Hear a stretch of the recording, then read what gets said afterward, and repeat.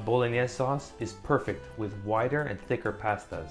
Now I know what you're thinking. Spaghetti is the most popular type of pasta that goes with Bolognese. But what if I were to tell you that that is a big misconception?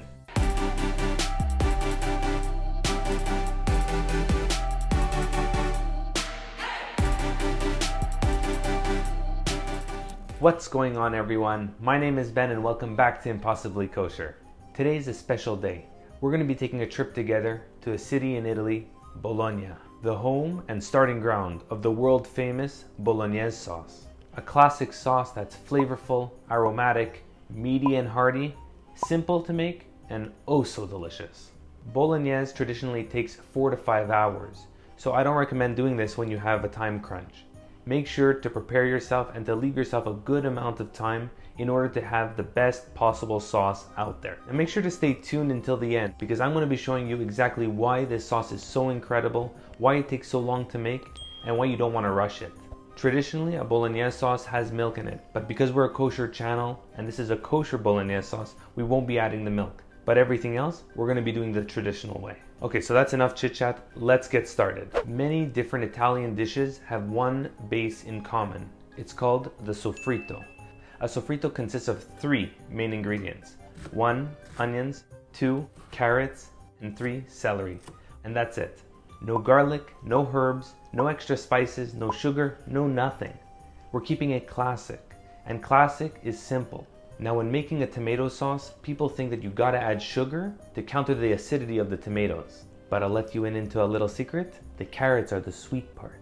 They have natural sweetness inside, so no need to add extra sugar. And as we continue to cook the tomatoes over a long period of time, at a certain moment, usually around hour 3, that acidity completely cuts out and it starts to form a new flavor, a much better, delicious flavor.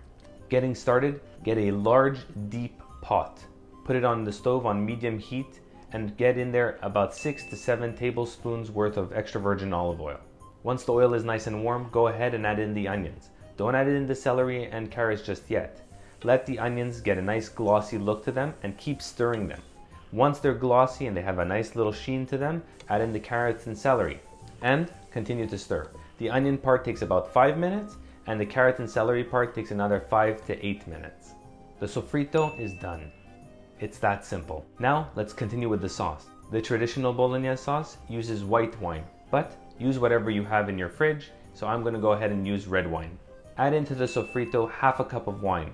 Now stir it on low heat until all that alcohol evaporates. You want to make sure to evaporate all the alcohol because that will not leave a good taste in the rest of the meal. So give it the time it needs, about 4 to 5 minutes, to get it all out. Now your heat goes back to medium and get in a kilo worth of minced meat. If you want to get fancy, you can add 2/3 minced beef and 1/3 minced veal. Stir and break up the meat as it cooks and keep on going until it's cooked completely. That basically means there's no pink left, there's no red, it's all that grayish cooked color. Time to add in some salt and pepper. Not too much because you can always add more later. You can never take it out though. Now the meat will release moisture, juices, and grease. Keep stirring it and let it reduce down by at least half. This should take about 4 to 5 minutes. Add in the rest of the cup of wine and let it reduce once again for another 4 to 5 minutes to evaporate the rest of the alcohol. Now that the wine has evaporated, time to get in our tomatoes. We're going to be using an entire jar or can of tomato sauce or passata. We're going to use a small can of tomato paste, about 150 to 170 grams. And finally, 500 grams of whole peeled tomatoes. Go ahead and use canned tomatoes or fresh tomatoes, but whichever you're using, make sure they're high quality and premium tomatoes. It will change your dish from great to unbelievably delicious. After pouring in the tomato sauce or the passata, fill the container with water, swirl it around, and pour it into the pot. After about an hour and a half, check the consistency of the sauce. If you find that it's thickening up too much, add in some more water. The total cooking time is going to be at least 4 hours. That's where the sweet spot really is. You're going to notice the sauce bubbling. That's okay. You want it to bubble through without spurting all over the place. So remember how I said I'll explain why we're cooking this meal for so long? The main reason is the tomatoes. Tomatoes are naturally acidic. And when they come from a can, they may even have citric acid in there that's used as a preservative. Now many people, what they do to counter that acidity is they use sugar. But the best way to get real depth and incredible flavor is to let the tomatoes naturally lose that acidity by cooking it over a longer period of time. Now, as the sauce continues to reduce down, at the 1 hour marker, taste it. Compare that to the 2 hour marker, 3 hour, and even the 4. At hour 3, you're going to start to notice a distinguishable difference from hour 2. And a sweetness and depth to the dish is going to start to prevail. As it continues to reduce, quick tip is just to add in hot water and not cold. When you're adding in cold water, you're starting that process from the beginning. Hot water continues the tomatoes and everything cooking at the level it's already at. Once you're 30 minutes out from the 4 hour mark, time to stop adding in water. Let it start to reduce on its own and get out any excess moisture. And when you're finally done, your sauce should look like this. Look at the thickness of it. It's not too liquidy, not too thick. That's just perfect.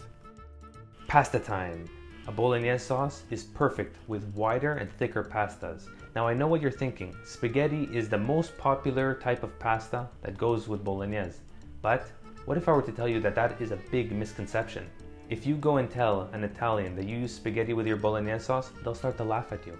I finished making some fresh pasta earlier, and we're going to be using 4 different styles of pasta to see which one pairs the best with Bolognese sauce. We're going to be using farfalle, rigatoni, tagliatelle or fettuccine, and spaghetti. Cooking pasta could not be simpler. Get a large pot of water on very high heat. Once the water starts to boil, add in a super generous amount of salt. This is where you're going to get that flavor from. Don't salt it later. Salt it while it's in the water. Fresh pasta only needs a minute or 2 to get that al dente cook. Box pasta may need a little longer, so follow the instruction on the box. Right before straining the pasta, make sure to save 1 cup of the starchy water. We're going to use that starchy water to cook and to blend the Bolognese sauce with the pasta. Before plating, we're going to need to incorporate everything together. So get yourself a pan, layer it with a little bit of Bolognese sauce, followed by pasta, then a little bit of the starchy pasta water, and finally a nice ladle amount of the Bolognese. Get it on a medium heat and stir it gently as not to break up the pasta. Once you've finished plating, add in just a drop more Bolognese on top, and voila! Don't those pastas just look incredible? Well, that's the cooking portion. Now, all that's left to do, taste time. Hey everyone, okay, so we got 4 different pasta options that we're gonna be tasting with our Bolognese that we just made. First one is rigatoni, the second one is farfalle, then fettuccine and spaghetti. This is my sister Leah. Her channel is Forked Me Up over on Insta. Go ahead and check it out. Make sure to subscribe, the button down below. Give us a thumbs up, leave us a comment what you guys think. The whole point of this exercise is to see which pasta pairs best with a Bolognese sauce. All right, let's start off with the rigatoni. Good with too much noodle. Too much noodles? For me, I find that the sauce actually gets trapped inside. So you end up enjoying more sauce with the noodles. Yeah. Yeah? Let's try some spaghetti next.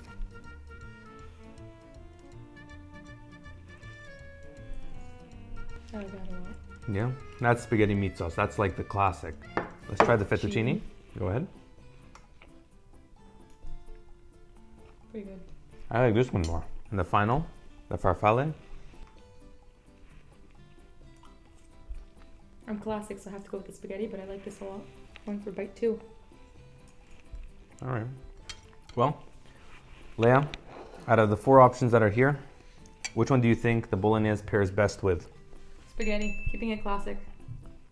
I'm gonna have to go with the farfalle, but the spaghetti is definitely a runner-up. Personally, I find the rigatoni is a good option. Maybe as a penne it would have been much better. The fettuccine pairs last, and yeah, that's it. Guys, thank you so much for checking this out. Leave us a comment, let us know what you think, give us a thumbs up, and don't forget to subscribe. Also, we're all about family here on Impossibly Kosher, so go ahead and make your Bolognese sauce and let us know how it comes out. Thanks so much.